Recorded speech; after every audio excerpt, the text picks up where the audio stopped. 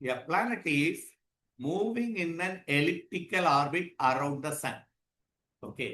ஒரு planet sun elliptical orbitல revolve பண்ணுது. This is a fact. Planet is revolving the sun in an elliptical orbit. T, V, E, L stands respectively kinetic energy. Tன்றது kinetic energy, Vன்றது gravitational potential energy, Eன்றது total energy, Lன்றது angular momentum. இப்போ Tன்றது kinetic energy conservedல total energy is conserved. It may be அதனால T தப்பு.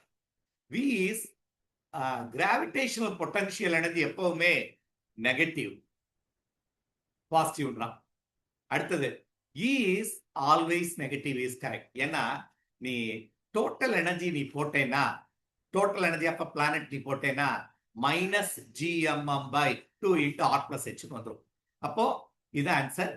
L is conserved. இது மட்டும் கொடுத்துருந்தானா இந்த answer right. But the direction of L is changes continuously.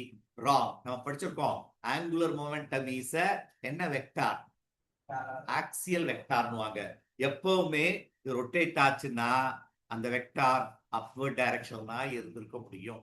So perpendicular to the direction. So இது direction is not changes continuously, it is constant. That's why C is the correct answer.